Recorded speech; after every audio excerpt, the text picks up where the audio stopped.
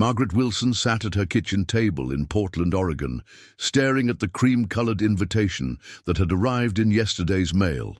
Her grandson, Jake's baptism, was scheduled for 3 weeks from now at St. Mary's Church in Seattle, where her son David and his wife Elaine had moved last year for David's new job in tech. The morning light filtered through the lace curtains as Margaret ran her fingers over the embossed lettering. At 67, she'd been a widow for 5 years now, and these family milestones always made Frank's absence feel more acute.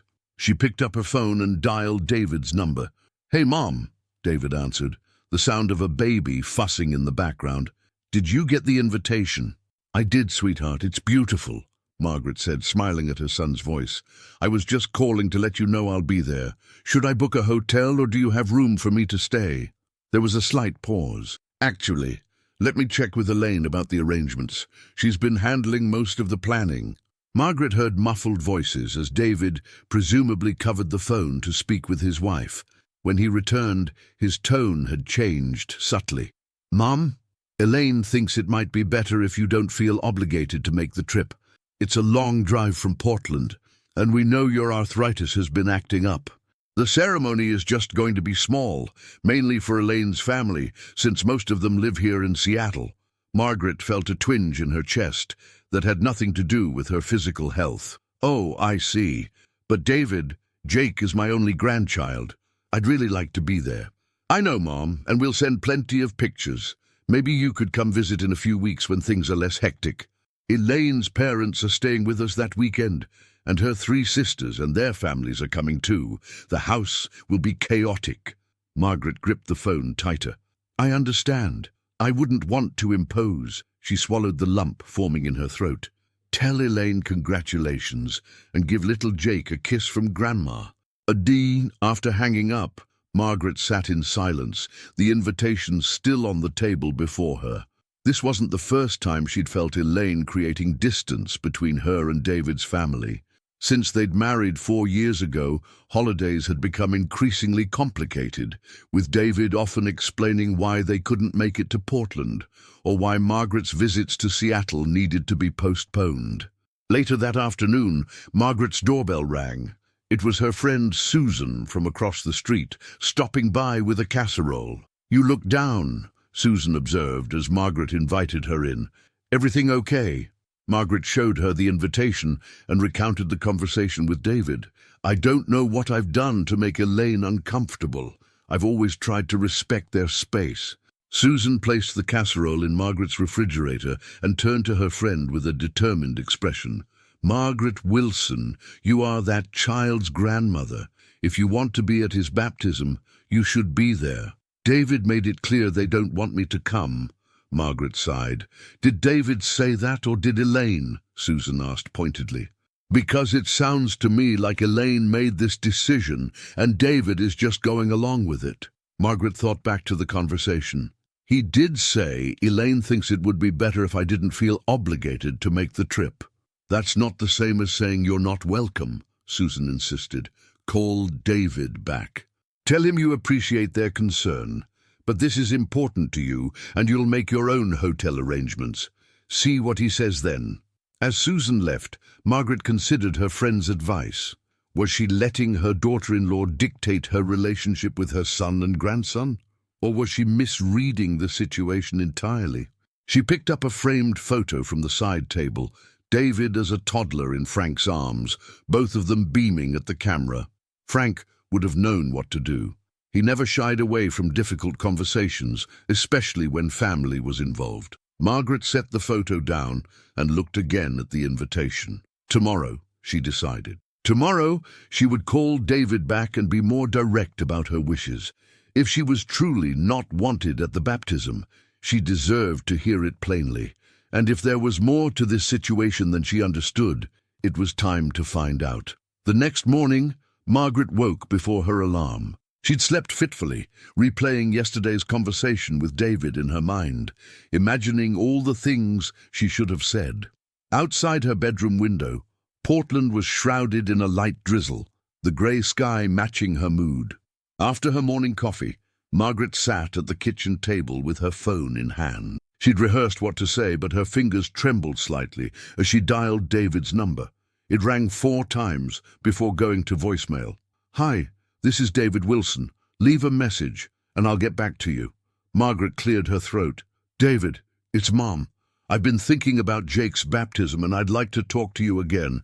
Please call me when you have a moment." She spent the morning attending to household chores, her phone never far from reach. By noon, with no return call, she decided to distract herself by visiting the local garden center. Margaret had always found peace among plants, a passion she'd inherited from her mother. "Mrs. Wilson, good to see you," called Jerry, the owner, as she wandered between rows of spring perennials. "Looking for anything special today?" "Just browsing," Margaret replied with a forced smile.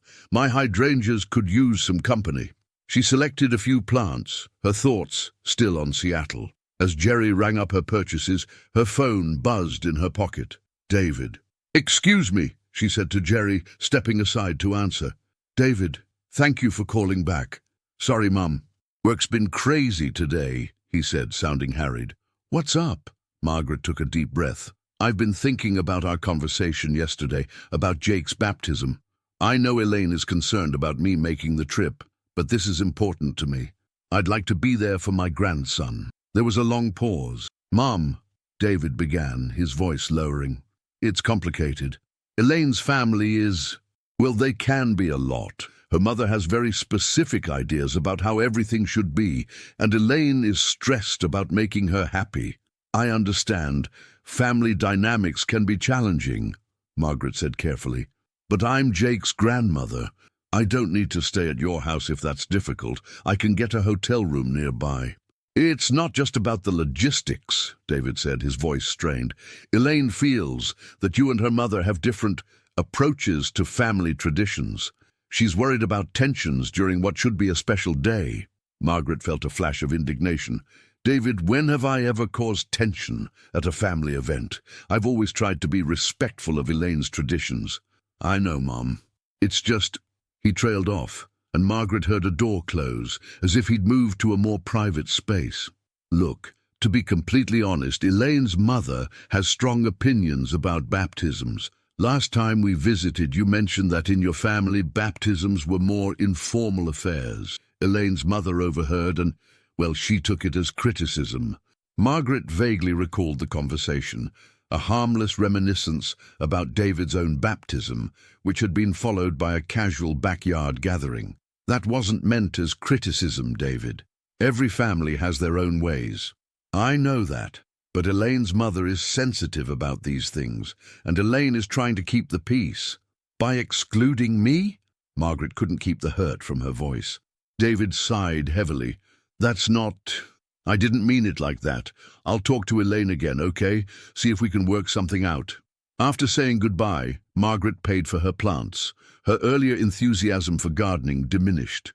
As she loaded them into her car, her phone buzzed with a text. It was from Lisa, her daughter who lived in Chicago. "Mom, just heard from David about Jake's baptism. Is everything okay? Call me." Margaret waited until she was home to call Lisa. Her daughter answered immediately. "Mom, what's going on? David said something about you being upset about the baptism." Margaret explained the situation as she unloaded her plants onto the porch. "I don't want to cause problems, Lisa, but it hurts to be told I shouldn't attend my own grandson's baptism." "That's ridiculous," Lisa said firmly. "You have every right to be there. Do you want me to talk to David?" "No, sweetheart. This is between David, Elaine, and me. I need to handle it myself." After hanging up, Margaret sat on her porch swing, watching the rain patter against the newly purchased plants. She thought about what Susan had said about standing up for herself. She thought about what David had revealed about Elaine's mother and family traditions. Then she made her decision. Margaret went inside and opened her laptop. Within an hour, she had booked a hotel room in Seattle for the weekend of the baptism and purchased a round-trip train ticket. She wouldn't impose on David and Elaine by staying with them, but she would be present for her grandson's special day. Next, she called her friend Beth, who lived in Tacoma, just south of Seattle. "Beth, I'm coming up for my grandson's baptism in 3 weeks. Would you be able to meet for lunch while I'm there? Of course, I'd love to see you, Beth responded enthusiastically. Is everything okay? You sound tense.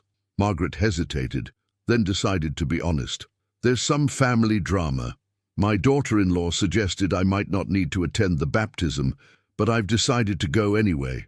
I'm not sure how it will be received. Oh, Margaret, Beth said sympathetically, family can be so complicated, but you're doing the right thing. Some things you just can't miss, regardless of the awkwardness. After making these arrangements, Margaret felt a mixture of anxiety and resolve. She hadn't told David about her plans yet. That conversation would come later. For now, she needed to prepare herself emotionally for what might be a difficult family gathering. That evening, as Margaret watered her new plants, she reflected on her relationship with Elaine. They had never been close, but Margaret had always attributed that to normal mother-in-law, daughter-in-law adjustment. Now she wondered if there was something deeper at play, some perceived slight or misunderstanding that had created this divide. Whatever it was, Margaret was determined to approach the baptism with grace and dignity. She would be there for Jake, keep her interactions with Elaine's family polite and minimal, and hopefully demonstrate that she could participate in their family traditions respectfully. As the rain finally stopped and a faint rainbow appeared over the eastern hills, Margaret felt a sense of peace about her decision. Some bridges in life had to be crossed, even when the passage seemed treacherous. The 3 weeks leading up to Jake's baptism passed quickly. Margaret had called David the day after booking her travel arrangements, deciding that directness was the best approach. "I've made my decision, David," she had told him firmly. "I'm coming to the baptism. I've booked a hotel and my train tickets, so you don't need to worry about accommodating me. I'll just need the exact time and address for the church."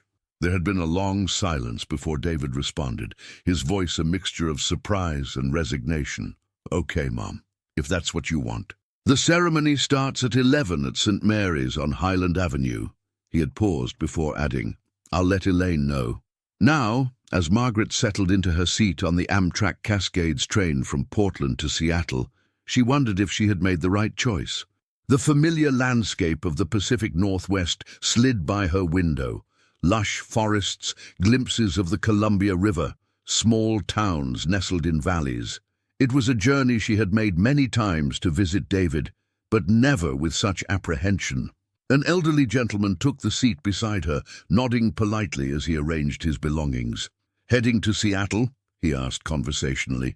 "Yes," Margaret replied. "My grandson's baptism is tomorrow." "Ah, a family celebration," he smiled. "I'm visiting my daughter and her kids. Name's Howard, by the way." "Margaret," she offered, finding comfort in the simple exchange. "Do you see your grandchildren often?"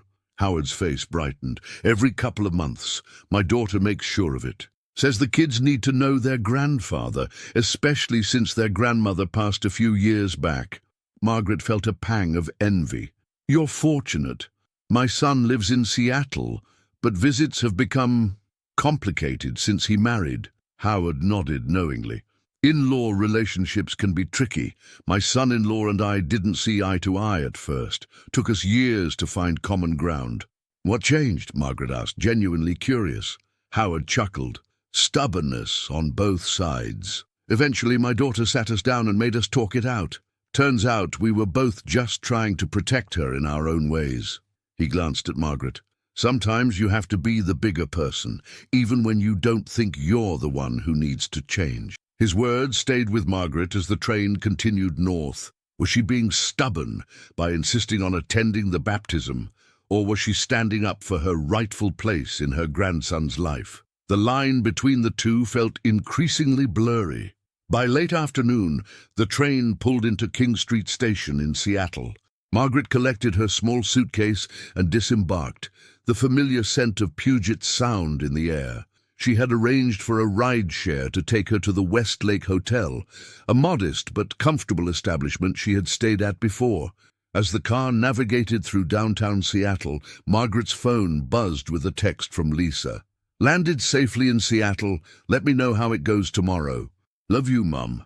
Margaret smiled, grateful for her daughter's support. Lisa had offered to fly in from Chicago for moral support, but Margaret had declined. This was something she needed to handle on her own. At the hotel, Margaret unpacked her carefully selected outfit for tomorrow, a powder blue dress suit that Frank had always said brought out her eyes, and a small pearl necklace he had given her on their 30th anniversary. She wanted to look her best, not to impress Elaine's family, but to honor the occasion. After settling in, she called Beth, who had insisted on taking her to dinner that evening. "I'm here," Margaret told her. "The hotel is lovely." "Great, I'll pick you up at 6, Beth replied. "There's a wonderful Italian place nearby that I think you'll enjoy." At dinner, surrounded by the warm ambiance of the restaurant and Beth's familiar company, Margaret felt her anxiety begin to ease. Beth had been her friend since college, and they had supported each other through marriages, children, and eventually Beth's divorce and Frank's passing. "So, tell me more about this baptism situation," Beth prompted after they had ordered. "Have you spoken to David since you told him you were coming?" Margaret shook her head. "Just brief texts about the logistics. I think he's caught in the middle and doesn't know how to handle it." "And you've never had direct conflict with Elaine before this?" "Nothing specific," Margaret sighed. "It's more a feeling of being gradually edged out. Holidays that suddenly became just immediate family, visits that were postponed because now isn't a good time, photos of family gatherings I wasn't invited to." Now Beth reached across the table and squeezed Margaret's hand. "That sounds painful, but you're doing the right thing by being here. If nothing else, you're showing David and Elaine that you want to be part of Jake's life, even when it's not convenient for them." "I just hope I'm not making things worse," Margaret admitted. "David mentioned that Elaine's mother has strong opinions about baptisms, and apparently I've already inadvertently offended her by mentioning that our family traditions were more casual." Beth rolled her eyes. "Heaven forbid someone does things differently. Listen, Margaret, you've always been respectful of others' beliefs and traditions. If Elaine's mother can't handle the fact that different families have different approaches, that's her problem, not yours." The conversation shifted to lighter topics as their meals arrived, but Margaret's thoughts kept returning to tomorrow's ceremony. After dinner, Beth drove her back to the hotel, promising to call the next day to hear how everything went. Alone in her room, Margaret prepared for bed, her evening routine a comforting ritual in this unfamiliar space. She set out her clothes for the morning and checked that the gift she had brought for Jake, a silver frame containing a photo of David as a baby in his own baptismal gown, alongside a small Bible that had belonged to Frank's father, was wrapped perfectly. As she lay in bed, watching the city lights flicker through the partially drawn curtains, Margaret composed a mental script for tomorrow. She would arrive early, be gracious to everyone, focus on Jake, and avoid any potentially contentious topics with Elaine's family. If tensions arose, she would maintain her dignity and remember that this day was about her grandson, not about family politics. Just as she was drifting off to sleep, her phone buzzed with a text. It was from David. "Mom, just checking you got to Seattle okay. See you tomorrow at the church." The simple message brought tears to Margaret's eyes. Despite everything, he cared enough to check on her. She quickly replied, "All settled at the hotel. Looking forward to seeing you, Elaine, and especially little Jake tomorrow. Love you." Morning arrived with surprising swiftness. Margaret woke before her alarm, feeling a mixture of determination and nervous energy. She dressed carefully, applied her makeup with precision, and secured her pearl necklace, her armor for the day ahead. The hotel's complimentary breakfast held little appeal, but she forced herself to eat a small bowl of fruit and a piece of toast, knowing she would need the sustenance. At 10 o'clock, she called for another rideshare to take her to St. Mary's Church. As the car wound through Seattle's neighborhoods, Margaret rehearsed her greetings and reminded herself to smile genuinely, regardless of the reception she might receive. The driver, sensing her nervousness, kept the conversation light, pointing out local landmarks and commenting on the perfect spring weather. St. Mary's was a beautiful stone church with stained glass windows that caught the late morning sunlight. As Margaret paid the driver and stepped out onto the sidewalk, she saw several well-dressed groups already making their way inside, presumably Elaine's extended family. She took a deep breath, straightened her shoulders, and walked toward the entrance, the gift for Jake tucked securely under her arm. Just before reaching the church steps, Margaret paused, suddenly overwhelmed by doubt. Was she intruding where she wasn't wanted? Would her presence cast a shadow over what should be a joyous occasion? Then she remembered Howard's words from the train. Sometimes you have to be the bigger person. And Beth's reassurance, you're showing them that you want to be part of Jake's life. With renewed resolve, Margaret climbed the steps and entered the church, prepared to face whatever awaited her inside. The interior of St. Mary's Church was even more beautiful than Margaret had anticipated. Sunlight streamed through the stained glass windows, casting colorful patterns across the wooden pews. The scent of lilies and burning candles filled the air, and soft organ music played as people found their seats.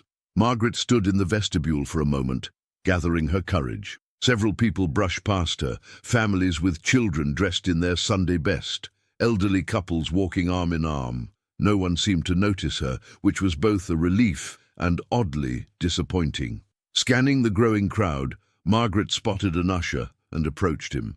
"Excuse me, I'm here for the Wilson baptism." "Of course," the young man smiled. "Family seating is in the front rows on the right. Other guests can sit anywhere behind them." Margaret hesitated. Was she considered family or other guests? Before she could ask for clarification, a familiar voice called her name. "Mom, you made it!" David appeared beside her, looking handsome in a dark blue suit. His expression was a mixture of surprise and something Margaret couldn't quite identify. Relief, perhaps. "Of course I did," she replied, embracing him. "I wouldn't miss this for the world." David returned the hug, then stepped back, glancing nervously over his shoulder. "Elaine's getting Jake ready in the church office with her mum. The ceremony starts in about 20 minutes. Your son looks just like you did at that age," Margaret said, trying to keep the conversation light. "I brought a gift for him." She held out the wrapped package. David took it, his expression softening. "Thanks, Mum. I'll make sure he gets it." He paused, seeming to struggle with what to say next. "Look, about the seating. Elaine's mom has arranged everything and—" "It's fine," Margaret interrupted, not wanting to put him in an uncomfortable position. "The usher mentioned family in the front, but I'm happy to sit wherever is appropriate." David looked relieved. "Maybe a few rows back? Elaine's extended family is pretty large, and her mom has been very specific about the arrangements." "Of course," Margaret nodded, swallowing her disappointment. "Whatever works best." David squeezed her arm gratefully. "I should get back. Elaine will be wondering where I am." As he hurried away, Margaret took a deep breath and entered the main sanctuary. The first several rows on the right side were indeed filled with people who bore a family resemblance to Elaine, the same honey-blonde hair and angular features. Margaret chose a seat in the 5th row, far enough back to respect the family designation, but close enough to see the ceremony clearly. An elderly couple settled in beside her, smiling politely. "Beautiful church, isn't it?" the woman commented. "Yes, it is," Margaret agreed, grateful for the small talk. "Are you a friend of the family?" the woman asked. Margaret hesitated only briefly. "I'm Jake's grandmother, Margaret Wilson." The woman's eyes widened slightly. "Oh, I'm Helen Parker, a cousin of Elaine's mother. This is my husband, George. Pleased to meet you," Margaret said, shaking their hands. "We've heard so much about Jake," Helen continued. "Such a blessing for the family. Elaine's mother, Patricia, has been beside herself with excitement. Her first grandchild, you know." "Jake is my first grandchild as well," Margaret said quietly. Helen looked puzzled. "Really? I thought, well, Patricia mentioned that you weren't able to make it today. Something about health issues?" Margaret felt her face flush. "My health is fine. There was a misunderstanding about my attendance." An awkward silence fell between them, mercifully broken by the organ music swelling to announce the beginning of the ceremony. Margaret turned her attention to the front of the church, where the priest had appeared, accompanied by a young altar server.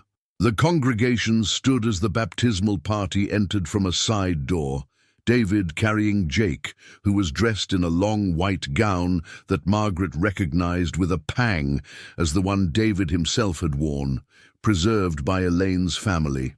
Elaine walked beside them, radiant in a pale pink dress, her hand resting on David's arm. Behind them came an older couple, who could only be Elaine's parents, followed by a younger man and woman who Margaret guessed were the godparents.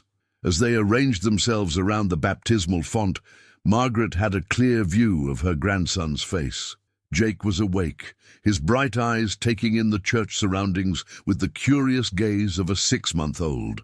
His wispy hair was the same shade of brown as David's, and Margaret could see Frank's chin in the baby's profile. Tears pricked at her eyes, a complex mixture of joy at witnessing this milestone and sorrow at feeling so distant from it. The priest began the ceremony, his voice resonant in the church's acoustics. "Dearly beloved, we are gathered here today to welcome this child, Jacob Franklin Wilson, into the community of faith through the sacrament of baptism." Margaret's heart caught at the middle name, Franklin. They had chosen to honor Frank. David hadn't mentioned this, and the realization that her grandson carried her late husband's name brought fresh tears to her eyes. The ceremony proceeded with readings and prayers.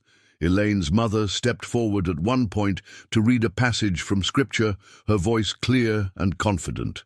The godparents made their promises to help guide Jake in his spiritual journey. Throughout it all, Jake remained remarkably calm, occasionally making soft, cooing sounds that elicited tender smiles from the congregation.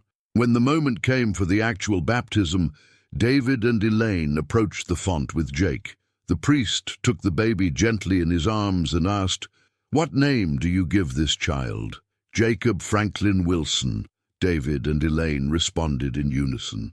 The priest poured water over Jake's head 3 times, speaking the baptismal formula. Jake's face scrunched in surprise at the sensation, but he didn't cry. As the priest anointed him with chrism oil and placed a white garment over his baptismal gown, Margaret found herself mouthing the responses along with the rest of the congregation, feeling both present and strangely removed from the sacred moment. After the final blessing, the priest presented Jake to the congregation. "I present to you Jacob Franklin Wilson, the newest member of our Christian family." Applause filled the church, and Jake, startled by the noise, finally began to cry. David took him from the priest, bouncing him gently to soothe him. Margaret's fingers itched with the instinct to reach for her grandson, to comfort him as she had once comforted David, but she remained in her seat, an observer rather than a participant. As the baptismal party processed out, David's eyes scanned the congregation and locked briefly with Margaret's. He gave her a small, genuine smile before following Elaine and her parents toward the exit. The congregation began to file out, many heading toward the parish hall, where a reception would be held. Margaret followed slowly, uncertain of her place in the post-ceremony celebrations. In the vestibule, she overheard snippets of conversation. "Beautiful ceremony. Jake was so well behaved. Patricia must be so proud." Margaret paused, gathering her resolve before entering the parish hall. The space was decorated with blue and white balloons and flowers, with a banner reading, "God bless Jake," hanging along one wall. Tables of refreshments lined the perimeter, and people were already forming a line to congratulate the family. David, Elaine, and Jake stood near the entrance, receiving guests alongside Elaine's parents. Margaret hesitated, then joined the line. As she waited, she rehearsed what she would say. Simple congratulations, nothing that could be misconstrued or cause tension. When she finally reached the receiving line, Elaine's mother was the first to notice her. Patricia's smile faltered momentarily before she recovered her composure. "You must be Margaret," she said, her tone polite but cool. "What a surprise to see you here." Before Margaret could respond, Elaine turned, her expression betraying her shock. "Mrs. Wilson, we didn't expect you." "I wouldn't miss Jake's baptism," Margaret said simply, keeping her voice even. "It was a beautiful ceremony." David stepped forward, still holding Jake. "Mom, I'm glad you came." He looked toward his wife and mother-in-law, a silent plea in his eyes. Then, to Margaret's surprise, he offered Jake to her. "Would you like to hold your grandson?" Margaret's heart swelled as she took Jake in her arms for the first time since her brief visit after his birth. "Hello, sweet boy," she whispered, drinking in his scent and the feel of his solid weight against her chest. "Grandma's here." Jake stared up at her with curious eyes, his tiny hand reaching for her pearl necklace. Around them, conversations continued, but Margaret was aware of the eyes watching this interaction. Elaine's tight smile, Patricia's barely concealed disapproval, and the confused glances of relatives who had clearly been told she wouldn't be attending. "He has Frank's eyes," Margaret said to David, her voice thick with emotion. "And I see you gave him his name." "It was important to me," David replied softly. "Dad should be remembered." Someone further down the line called for David's attention, and reluctantly, Margaret handed Jake back to him. "Thank you," she said, meaning more than just the chance to hold her grandson. David nodded, understanding in his eyes. "There's plenty of food. Please stay and enjoy the reception." As Margaret moved away from the receiving line, she overheard an elderly woman asking Patricia, "Isn't that David's mother? I thought you said she couldn't make it." "Apparently, there was a misunderstanding," Patricia replied tightly. "We were told she was unable to travel due to health concerns." Margaret pretended not to hear as she made her way to the refreshment table. The reception would be awkward. There was no doubt about that, but she had accomplished what she'd come for. She had been present for Jake's baptism, had held him in her arms, and had established her place in his life, regardless of the family dynamics at play. As she selected a small plate of food, Margaret noticed several people glancing her way, whispering. Word was spreading about who she was. She lifted her chin slightly, Frank's voice echoing in her memory. "Stand tall, Maggie. You have nothing to be ashamed of." Margaret found a relatively quiet corner of the parish hall where she could observe the reception while eating her small plate of finger sandwiches and fruit. She recognized a few of the guests from the church. Helen and George Parker had given her a sympathetic nod as they passed by with their punch cups. For the most part, however, she remained isolated, an island in the sea of Elaine's extended family. She watched as Jake was passed from relative to relative, each cooing and fawning over him, while David and Elaine made their rounds, accepting congratulations. Patricia, Elaine's mother, seemed to be orchestrating much of the event, directing the photographer, ensuring the cake was properly displayed, and generally holding court as the proud grandmother. Margaret's phone buzzed in her purse. A text from Beth. "How's it going? Surviving the lion's den?" Margaret smiled faintly as she typed her response. "Ceremony was beautiful. Reception is ongoing. I held Jake briefly. We'll call you later with details." As she put her phone away, Margaret noticed a young woman approaching her table. She appeared to be in her early 30s, with Elaine's honey-blonde hair but a warmer expression. "Mind if I join you?" the woman asked, gesturing to the empty chair across from Margaret. "Please do," Margaret replied, grateful for the company. "I'm Caroline, Elaine's sister," the woman said, settling into the chair.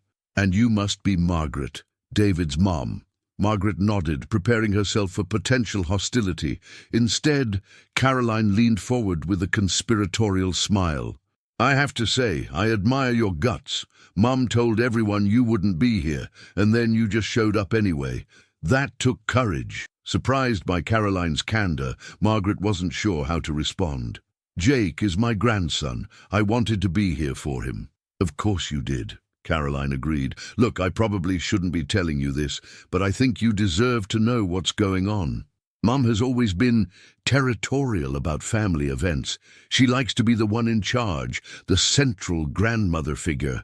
When Elaine married David, Mum was thrilled because they lived closer to us than to you, which meant she could be more involved." Margaret absorbed this information, pieces of the puzzle starting to fall into place. "So my presence today disrupts that narrative." "Exactly," Caroline nodded. "Mom convinced Elaine that it would be simpler if you didn't attend, that you'd understand because of the distance and your health issues." I suspect Elaine went along with it to keep the peace. She's always been eager to please Mom. And David? Margaret asked quietly. How does he fit into this? Caroline sighed. David's caught in the middle. He obviously wants you in Jake's life, but he's also trying to keep his marriage harmonious. It's not an easy position. Before their conversation could continue, they were interrupted by the clinking of a glass. Patricia stood at the center of the room, calling for attention. Everyone, if I could have your attention for a moment, she announced, her voice carrying across the hall. I'd like to propose a toast to our precious Jacob Franklin, the newest addition to our family. She raised her glass. May he grow in faith and love, surrounded by family who cherish him. Murmurs of "Hear, hear," and the clinking of glasses followed. Patricia continued, and to David and Elaine, wonderful parents who have blessed us with this beautiful grandson. We're so grateful that all of our family could be here today to celebrate this special occasion. Her gaze swept the room, pausing briefly when it landed on Margaret. There was something challenging in her look, a subtle assertion of territory that made Margaret's spine stiffen. Caroline leaned closer to Margaret. Classic mom move, she whispered.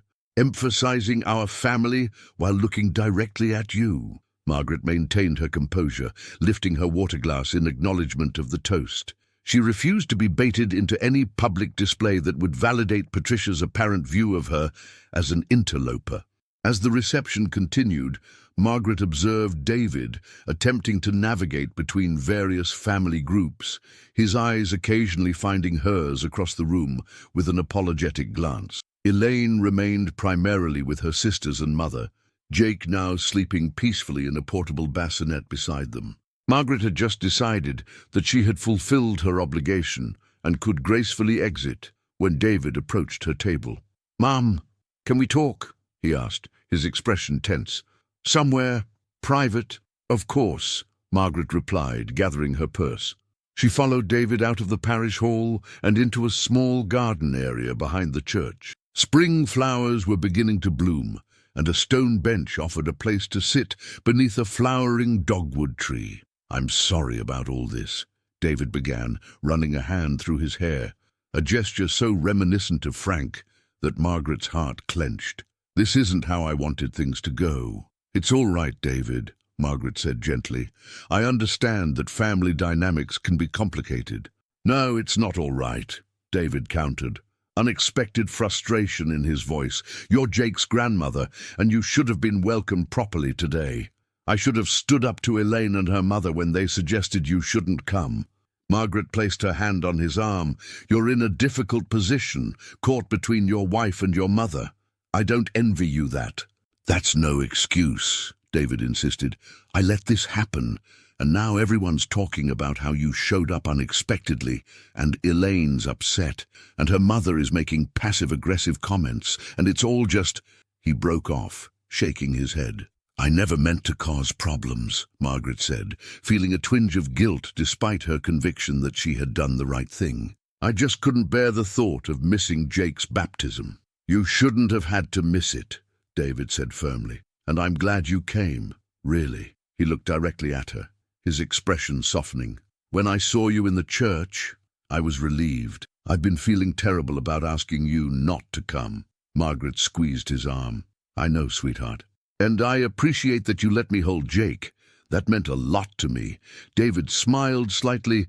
He should know his grandmother, both his grandmothers. His smile faded.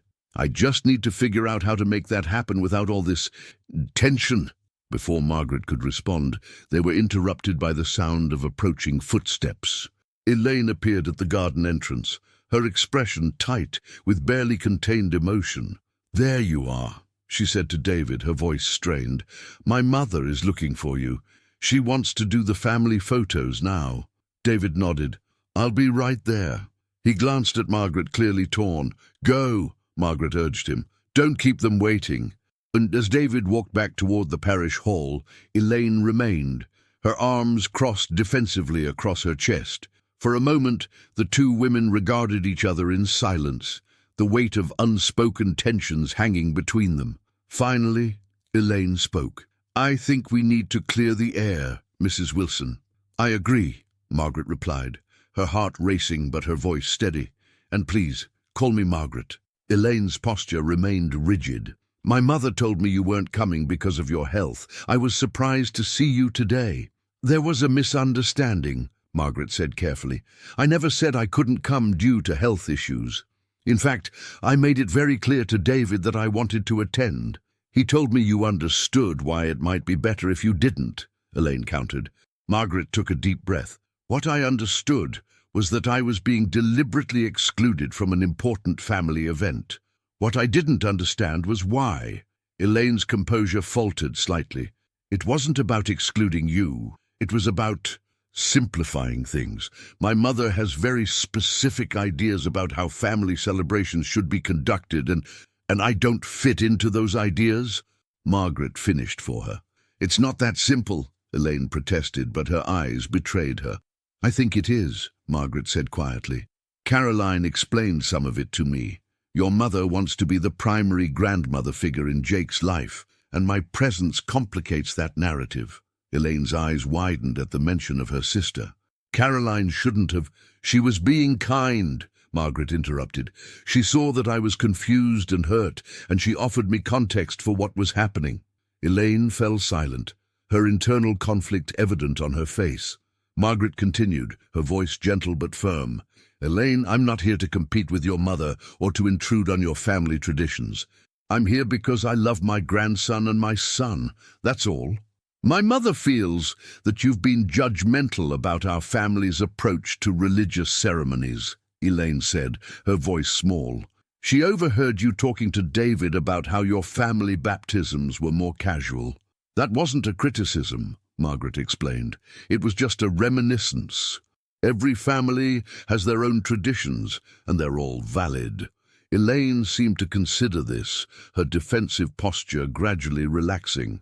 "I never meant for things to become so complicated. When Mum suggested you might not be up for the trip, it seemed like an easy solution to potential conflicts." "The easy solution isn't always the right one," Margaret observed. "And excluding a family member typically creates more problems than it solves." A call from the parish hall interrupted their conversation. "Elaine, we're waiting for the photos!" Patricia's voice carried across the garden. Elaine glanced toward the hall, then back at Margaret. "I should go."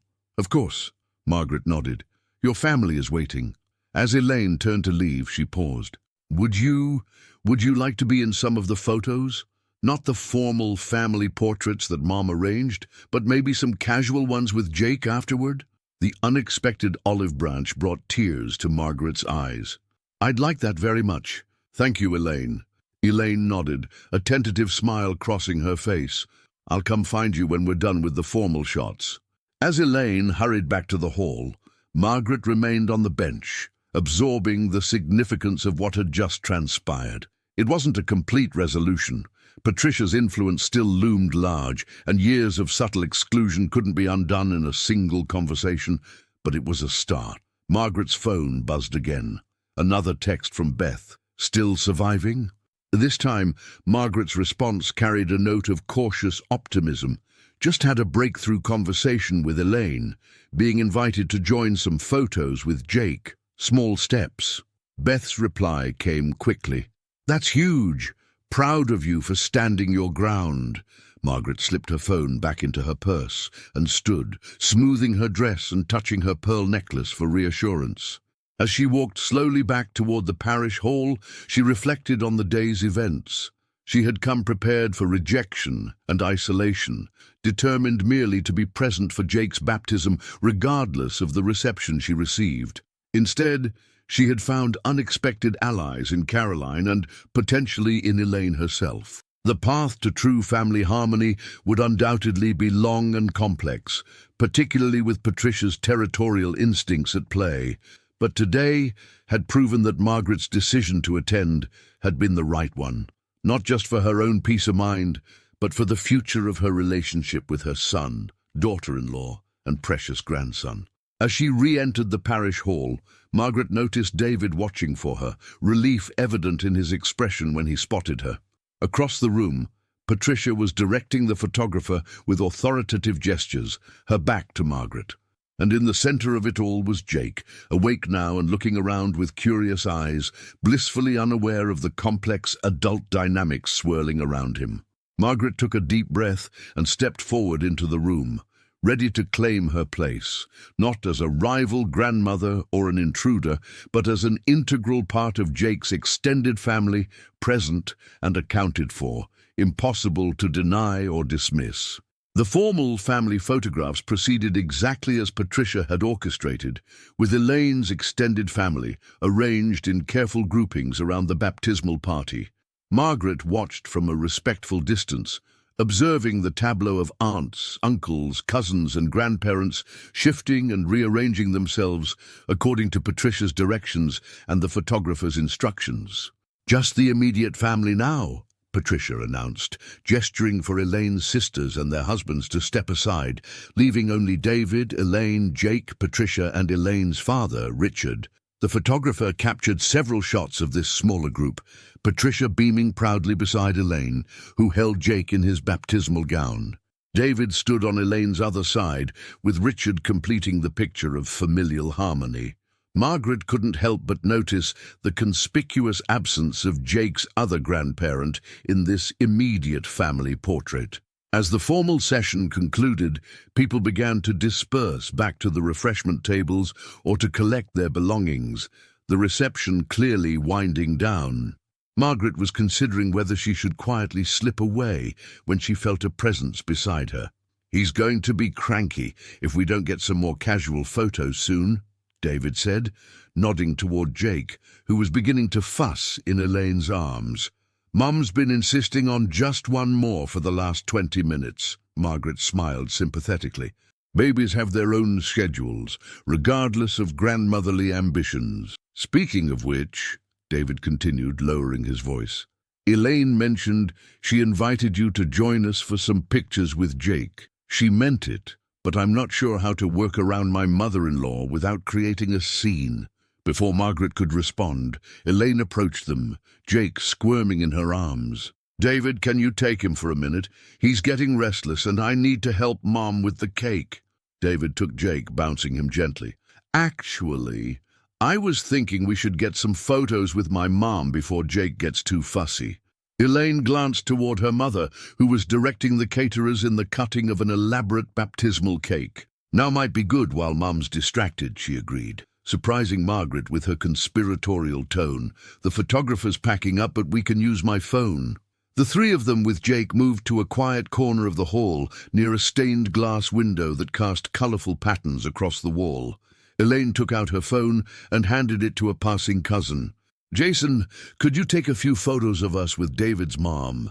Jason, a college-aged young man with an easy smile, readily agreed. "Sure thing, Elaine. Everyone bunch in." Margaret found herself positioned beside David, who gently transferred Jake into her arms. The weight of her grandson against her chest, the scent of baby powder, and the soft warmth of his small body brought a lump to her throat.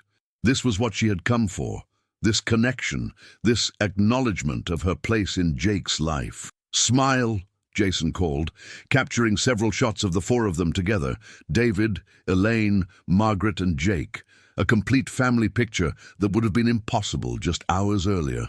"Let me get some of just Grandma and Jake," David suggested, stepping back with Elaine. Margaret looked down at Jake, who had settled in her arms, his bright eyes gazing up at her with that unfiltered curiosity unique to infants. "Hello, sweetheart," she whispered. "I'm so glad I got to be here for your special day." The camera captured that intimate moment. Margaret smiling down at Jake, her pearl necklace caught between his tiny fingers, the stained glass light creating a halo effect around them both. "Perfect," Jason declared, handing the phone back to Elaine. "Those are going to be great shots." As Jason walked away, Margaret reluctantly prepared to return Jake to his parents, knowing these precious moments were fleeting. But before she could, a sharp voice cut through their peaceful tableau. "What's going on here?" Patricia strode toward them, her expression a mixture of surprise and displeasure. "I thought we were finished with the photographs." Elaine stepped forward slightly, a subtle protective gesture that Margaret appreciated. We were just getting a few casual shots with Jake and Margaret before he gets too tired. Patricia's eyes narrowed. I see. Well, the cake is being served and people are starting to leave. We should wrap things up. She held out her arms expectantly toward Margaret. I'll take him back now. Margaret hesitated, looking to David and Elaine for guidance. It was their child, their decision who should hold him. To her surprise, it was Elaine who spoke up. Actually, Mom, I think Jake is comfortable where he is for the moment. Why don't you go ahead and start serving the cake? We'll be right there. Patricia's mouth tightened almost imperceptibly, but she maintained her composure. Of course. Don't be too long. She turned and walked back toward the cake table, her posture rigid with disapproval. I'm sorry about that, Elaine said quietly to Margaret once Patricia was out of earshot.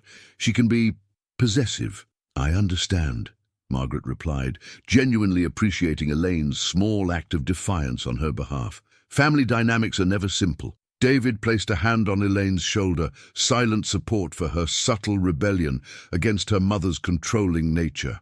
The moment felt significant, a small but important shift in the power balance of their family relationships. Jake began to fuss more insistently, his little face scrunching up in preparation for a full cry. He's probably hungry, Elaine said, taking him from Margaret. We should get him home soon for a feeding and nap.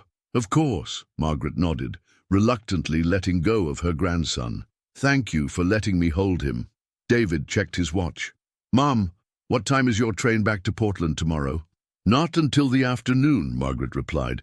I thought I might do a bit of sightseeing in the morning. David and Elaine exchanged a glance, some unspoken communication passing between them. Then Elaine said, Why don't you come over for breakfast tomorrow? Nothing fancy, just coffee and bagels. You could spend a little more time with Jake before you head back. The invitation, so unexpected and significant, momentarily rendered Margaret speechless. I'd love that, she finally managed, her voice thick with emotion. Great, David smiled, clearly relieved by his wife's gesture. Say 9 o'clock. I can text you our address. 9 is perfect, Margaret agreed, her heart lighter than it had been in months. As they rejoined the remaining guests for cake, Margaret was aware of Patricia watching their interaction with barely concealed displeasure. But for the first time, she felt less like an intruder and more like a rightful member of Jake's extended family, a position she had earned simply by showing up and standing her ground with grace and dignity. The remainder of the reception passed quickly. Margaret accepted a small piece of cake, exchanged pleasantries with a few of Elaine's relatives who made an effort to introduce themselves, and watched as the crowd gradually thinned. When it was time to leave, she approached David and Elaine to say her goodbyes, conscious of Patricia hovering nearby. Thank you both for today, Margaret said sincerely. The ceremony was beautiful, and I'm grateful I could be here.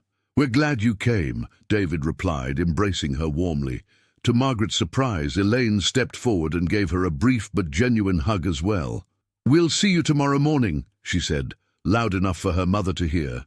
Patricia's expression darkened, but she remained silent, busying herself with instructing the caterers about packing up the leftover cake. Margaret left the church with a sense of cautious optimism. The day had been challenging in many ways, but also revelatory. She had faced potential rejection and instead found unexpected allies and the beginnings of a new understanding with her daughter-in-law. Back at her hotel, Margaret called Beth as promised, recounting the day's events in detail. So you're having breakfast with them tomorrow? Beth asked, clearly pleased. That's a significant step forward.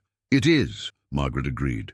I'm not naive enough to think all the issues are resolved, especially with Patricia's influence, but it feels like a beginning. You stood your ground without creating a scene, Beth observed. That took courage and grace. Frank would be proud. The mention of her late husband brought tears to Margaret's eyes. I kept thinking about what he would have done. He never shied away from difficult conversations when family was involved. And now Jake has his name, Beth reminded her. That says a lot about how David feels, regardless of the complications with Elaine's family. After saying goodnight to Beth, Margaret prepared for bed, her mind still processing the day's events. She set an alarm for the morning, wanting to be fresh and well-rested for breakfast with David, Elaine, and Jake. Sleep came easily that night, the emotional exhaustion of the day catching up with her. When morning arrived, Margaret dressed carefully in casual but elegant attire, a pair of tailored navy slacks and a soft blue sweater that Frank had always said complimented her eyes. The rideshare dropped her at a charming craftsman-style house in a quiet Seattle neighborhood at precisely 9 o'clock.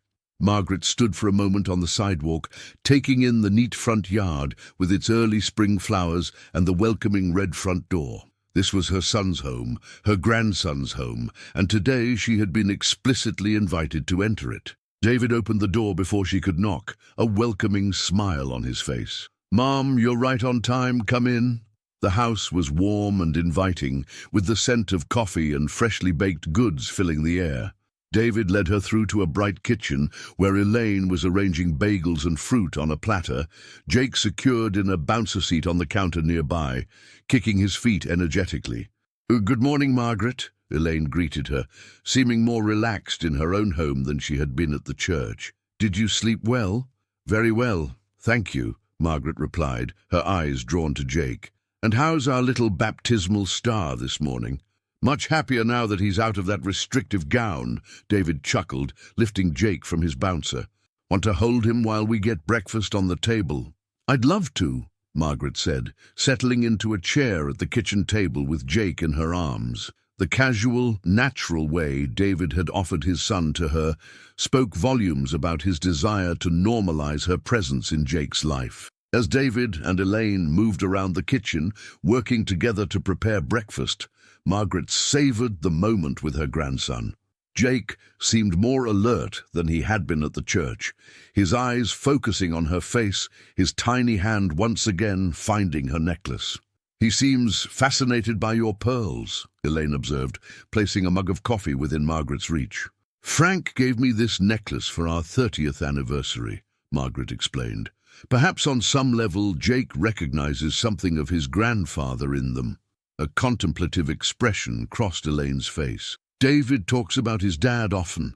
I wish I could have met him." "He would have adored you," Margaret said sincerely. "And he would have been over the moon about Jake." "No." The conversation flowed more easily than Margaret had dared to hope, touching on Jake's developmental milestones, David's work, and Margaret's life in Portland. There was no mention of Patricia or the tensions of the previous day until they were nearly finished with breakfast. "I should address the elephant in the room," Elaine said finally, setting down her coffee mug. "Yesterday was incomplicated, and I owe you an apology, Margaret." Margaret shook her head. "You don't need to." "I do," Elaine insisted. "After you left last night, David and I had a long talk. He made it clear how hurt he was by the way you were treated, and he was right. I allowed my mother's strong opinions to influence how we handled the baptism, and that wasn't fair to you or to David. Or to Jake," David added quietly. "He deserves to know both his grandmothers equally." Elaine nodded in agreement. "My relationship with my mother is complex. I love her deeply, but I'm beginning to recognize that I sometimes defer to her wishes to avoid conflict, even when those wishes aren't reasonable or fair." Margaret was touched by Elaine's self-awareness and honesty. "Mother-daughter relationships are rarely simple," she acknowledged, "and I understand the desire to keep the peace. But not at the expense of other important relationships," Elaine said firmly. "David and I agreed last night that we need to establish clearer boundaries with my parents, especially when it comes to decisions about Jake and our family life." David reached across the table and took Margaret's free hand. "We want you to be a regular part of Jake's life, Mom. Not just for special occasions, but for ordinary days too. Maybe we could set up a monthly visit, and we can use video calls more often in between." The lump in Margaret's throat made it difficult to speak. "I'd like that very much," she managed, looking down at Jake, who had fallen asleep in her arms, his peaceful expression a stark contrast to the emotional conversations happening around him. "I can't promise there won't be challenges," Elaine cautioned. My mother won't easily accept any perceived diminishment of her role in Jake's life, but that's for David and me to manage, not you. I have no desire to compete with Patricia, Margaret assured her. There's room in Jake's life for both of us to be loving grandmothers in our own ways. The rest of the morning passed in a newfound atmosphere of cautious harmony. David showed Margaret around their home, including Jake's nursery with its woodland-themed decor. Elaine shared photos from Jake's birth and early months, filling in some of the gaps in Margaret's knowledge of her grandson's brief life. All too soon, it was time for Margaret to return to her hotel and prepare for her journey back to Portland. At the front door, David embraced her warmly. "This went better than I dared to hope," he admitted. "Thank you for your patience with us, Mom." "Thank you for opening your home to me," Margaret replied, turning to Elaine. "And thank you for your honesty and willingness to work through these complications." Elaine, holding Jake, stepped forward.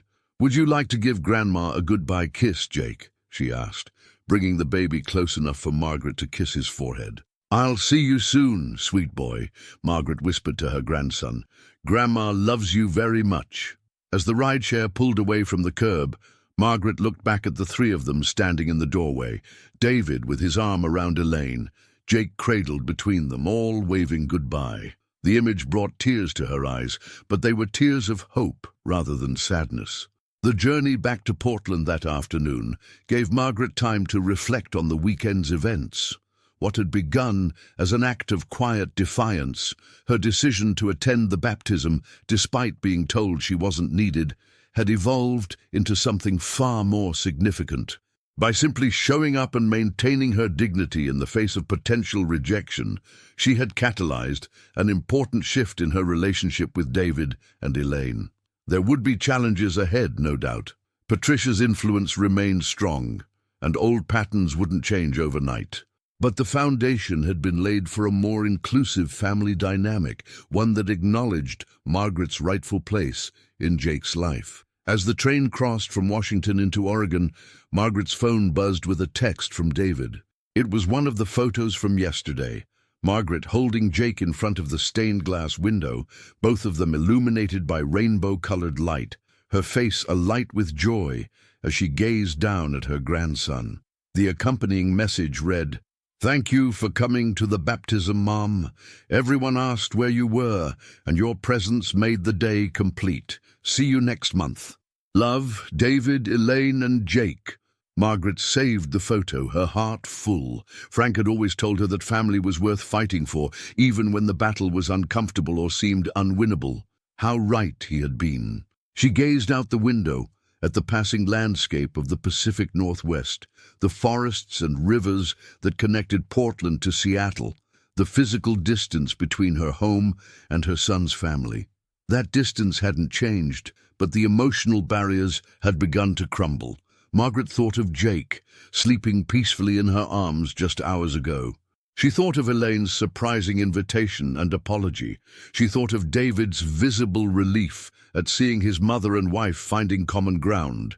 And she thought of Patricia, whose territorial instincts would likely continue to create friction, but whose influence had proven not to be absolute. As Portland's skyline appeared in the distance, Margaret felt a sense of peace settling over her. She had come to Seattle uncertain and apprehensive, prepared for rejection, but determined to be present regardless. She was returning home with new hope for the future, not just for herself, but for the extended family that would shape her grandson's life. The next baptism, birthday or holiday would be different. She wouldn't be an unexpected guest or a source of tension. She would be Grandma Margaret, an integral part of Jake's life, present and accounted for, impossible to dismiss or forget. And that, Margaret reflected as the train pulled into Portland Station, was worth every moment of discomfort and every ounce of courage it had taken to say, "I'll be there."